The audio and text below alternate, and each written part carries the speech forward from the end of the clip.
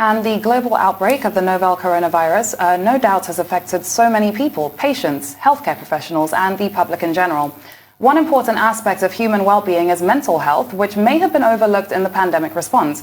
Well, joining us now to talk about her experiences working through the pandemic and also the effects on mental health is Anu Agboola, Deputy Ward Manager in the UK's NHS Health Service. Anu has been a nurse for the past 3 years, and she has been working in healthcare for the past 7 years. This is alongside her roles as a BAME team leader, working to build new systems that offer equal opportunities for ethnic minorities in the field of health. Anu, thank you so much for joining us this afternoon. It's great to have you on Newsday. And I think I'll start off by saying thank you for your service throughout the pandemic.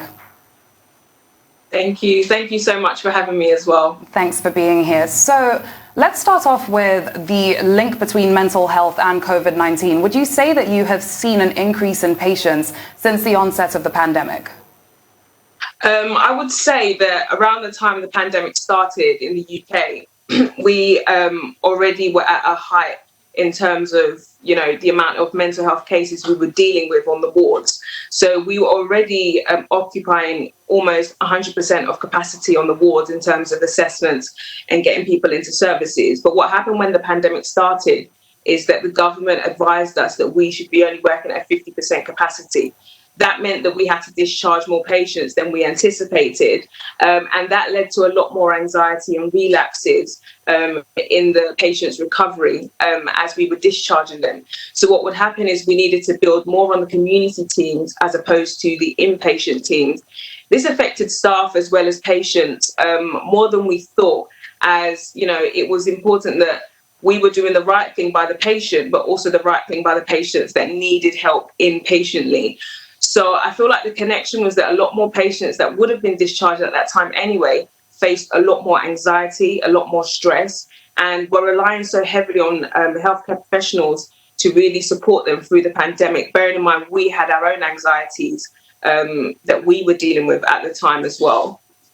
Indeed. And let me ask you how this affects communities differently, population groups differently, if any. The BME, the children, the elderly, are we seeing any differences? Yes, we are, most definitely. For me personally, I work on an elderly assessment unit. And what we found was automatically in the UK, elderly people were to shield. So as patients were coming in, families couldn't visit them, families were not able to support them.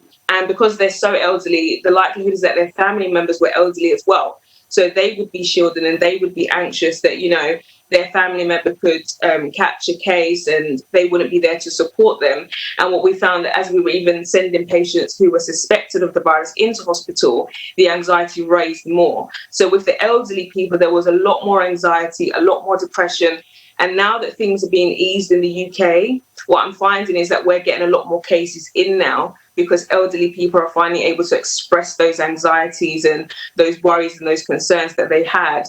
But if we take it to the BAME, sphere of people, so the Black, the ethnic minority, we were already quite anxious as it stood because we felt like we were being overlooked anyway. And then when we began to see a rise in the amount of healthcare professionals that were dying from COVID, and they just so happened to be from a BAME network, it really, really affected the trust that we had in the people that we're supposed to trust, like our leadership. Because, a lot of people were told that there was no PPE, that they should go into wards with COVID and, just hope for the best or use black bags and things like that. And it almost felt like, the racism that we knew existed was really, really being bestowed upon us in this time, especially, since we already feel overlooked anyway. So I feel like it definitely affected BAME people way more than it affected any other race or any other minority. Absolutely, and I'm so glad that we're on this topic because I've been looking into recent data with regards to NHS staff and the different effects, and I want to get your reaction on something and find out how well protected you really feel by the NHS, because recent data shows that NHS staff between March 2019 and February of this year took off 3.5 million sick days because of mental health related issues. Now, of course, that is said to worsen or is predicted to worsen with the current pandemic, so one can only wonder what those figures are going to be looking like. As an NHS staff member yourself, how do you react to this? I'm not surprised at all. I'm not shocked in the slightest with the statistics, because I feel that a lot of people are just being used and abused by the system itself. I feel like when you say something and people don't listen, it just puts you at a back seat. It makes you feel like there's no point in even talking.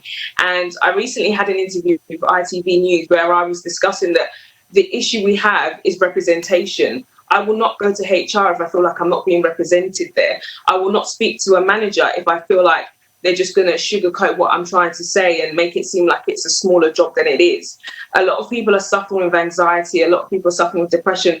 And we have a lot more different needs that, that we are dealing with. A lot of us have families back home in Nigeria, in Ghana, in different places. We have to work. And when we want to work and be happy. But what you find is you go to work and you feel ostracized, or you go to work and you feel that people are not going to listen to you, or you feel bullied into doing certain things. And I feel like it's just so important that these statistics are not taken lightly. But I feel like for us in the UK, the statistic is still too small for them to care enough. And I know, in your opinion, what would be the best coping mechanisms for times like this? I mean, dealing with the issue of stigma and the psychological effects that coronavirus brings with it. For me personally, I would say that it's so important to just remember who you're surrounded by, and, take a lot of courage in reaching out to friends, reaching out to families. For me personally, when the pandemic first started, we were hit quite hard, and I was dealing with COVID cases almost every single day for at least 2 weeks. And what I found was that even though I couldn't always voice my opinion, my friends, my family, they will contact me, message me, call me, just to see how I was doing, to make sure that I was okay. They would bring me food. Those kind of things kind of helped to ease the things that I would normally stress about. So I would definitely say, reach out to friends, reach out to family, and also be honest with how much this is impacting you. It's not a normal time that we're living in. We've been in lockdown. We've not been able to go out. So it's so important to just talk about what is actually affecting you. How are you feeling? If you're depressed, why are you depressed? If you're anxious, why are you anxious? So that we can share these thoughts and feelings, because I feel like a lot of people feel they're the only person feeling a certain way about COVID-19, but in actual fact, a lot of us are feeling the exact same way. If we discuss these things, then we won't feel alone, and we'll feel more inclined to actually build the courage to go out, to see friends and family, to, express how we feel. Anu, spot on, honestly, and we do honestly need to come together more as communities and express ourselves a lot more. Thank you so much for your time this afternoon. Thank you for your service in the NHS, and it's a pleasure having you on Newsday. We do hope you join us again, and when we do ask you to come on.